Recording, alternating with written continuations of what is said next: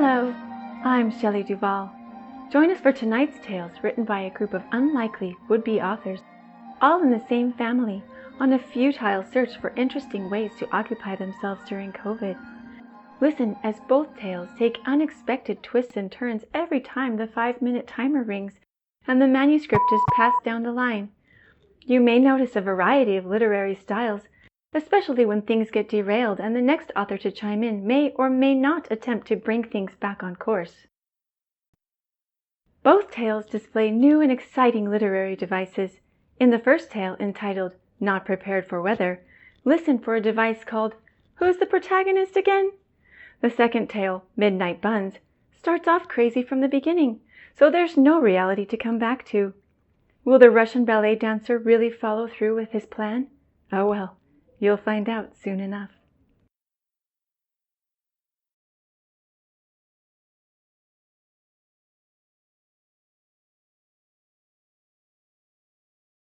The flagpole was hardly visible as I approached what I'd hoped would be an amazing Halloween party at my school. Not because it was dark, it was 8:30 a.m. and I'm sure the sun was shining above the crazy snowstorm. The snowflakes looked like giant cotton balls that obscured my vision. I would blink once to get rid of one of them from my eyelashes, only to find two more had landed as I opened my eye. Sigh, I thought. I should have come dressed as Santa Claus instead of the Roman god of not prepared for weather. You would think I would have been more prepared for snow on Halloween. I guess I've turned numb to it. It's a regular occurrence here in Canada. I've lived here my whole life, but I've heard of places that don't endure excessively long winters. Hawaii? California? Florida? Maybe someday. I made it to the door of the school and was immediately met by my best friend Hunter. I honestly couldn't tell what Hunter's costume was supposed to be.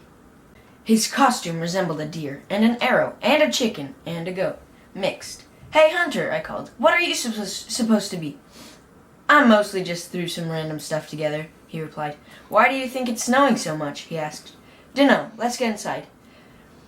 We walked through the school's double doors, and my eyes immediately fell on the snack table. "No spicy chips. Darn," I sighed. Hunter said, "Well, maybe next time."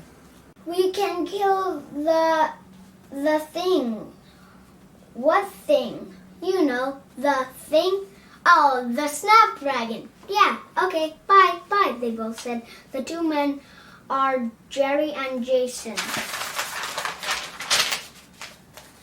The next day, they killed the snapdragon. After me, Hunter, Jerry, and Jason got together and killed the Halloween snapdragon piñata. We all enjoyed the party. The principal came and he was dressed as Santa Claus. Dang it, clever guy. When the party was over, we all went trick-or-treating. It stopped snowing and it was all slush. First, we stopped at Mrs. Bell's house. She always gives out Smarties. I love Smarties. The next house was... "I love your costume," she said to me.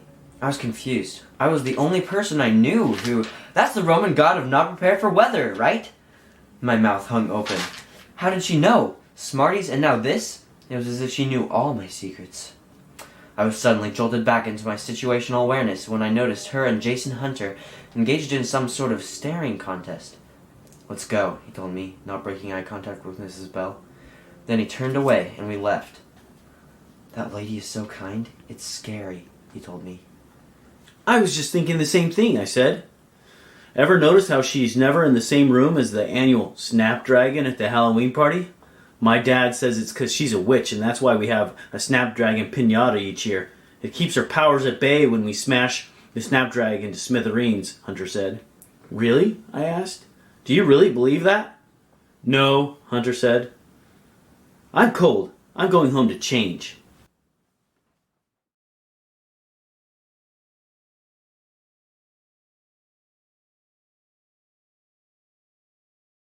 Once there was a man. His job was Russian ballet. One day it was Christmas. He was valuable, nervous, but he danced fanatic. He danced all night long. His concert was amazing. Everyone in the town came to see it. There was music and lights. When the ballet was over, he bought a midnight bun from the bakery across the street and went home. When he woke up, everyone wanted his autograph. He was famous. He frowned. He didn't like being famous. He was going to run away, so he hatched a plan. He was going to lead them into a room. There he would ask everyone to forget that he was a great Russian ballet dancer. If that didn't work, his backup plan was to drop a piano and fake his death. But how to lead them into a room? For that, he would have to get on TV. But he wasn't famous enough for that. He'd need more fame. Maybe he could put on Russian ballets for famous people. Okay, he thought, I have a plan. Step 1. Acquire world fame by dancing for other famous people. Step 2. Get on TV. Step 3. Tell everyone to get in a room. And step 4. Ask them to forget about him. He hoped no one would try to stop him. But he had not counted on how easily it would be for him to simply not do his plan. In fact, he decided to actively work against his plan by doing the following. 1. Eat more midnight buns. The new plan was significantly simpler and, therefore, in his mind, much easier to accomplish. But he overlooked an important detail. His tummy was hurting. In fact, it was growling. And not one of those pretend growls that is probably little bubbles moving around in an empty gastrointestinal system. No, this growl sounded deep and angry, and in fact, seemed to be coming from behind him. He turned around slowly. His stomach was still hurting too much for any agile dance-like moves. He found himself face to face with a black wolf. The wolf told him he was only a wolf by day, and at night he became a man. He was working to break himself out of the curse, but was missing only one final piece of the puzzle. A Russian ballet dancer to get him a midnight bun. The dancer looked confused. He shook himself. I guess I ate more buns than I thought. The dancer had plenty of buns to spare. He had bought a baker's dozen and only needed to save 2 to take home to his girlfriend. He gingerly placed the midnight bun down in front of the man-wolf, watched the man-wolf gobble up the midnight bun and then disappear right before his eyes. Moo! There, in front of him, stood a cow. The dancer was confused. Why'd you not become a man? The cow told him that this was his real form, and he was cursed by an American ballet dancer with amber eyes and blonde hair named Peggy. Wait, that's my girlfriend, he exclaimed, and then she stepped into the road. Ha ha ha! Yes, I once dated this cow, but he dumped me for a mare, and I cursed him with this! She held up a golden hot dog that was covered with stars. Behold, the golden hot dog covered with stars! The cow took a bite out of it. Hey, this is mine! Why'd you bite it? ate all the cake. You know what? You're fired. Who, me? No, the American. Oh.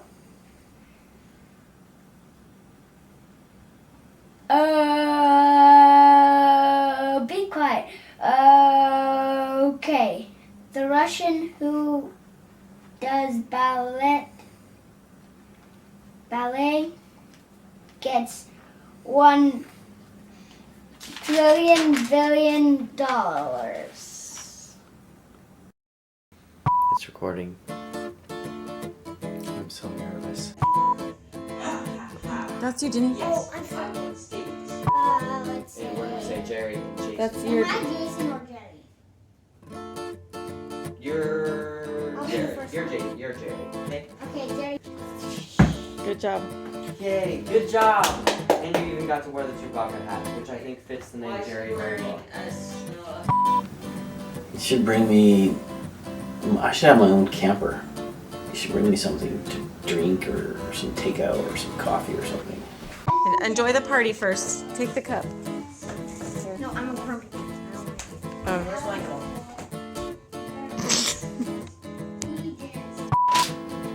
No.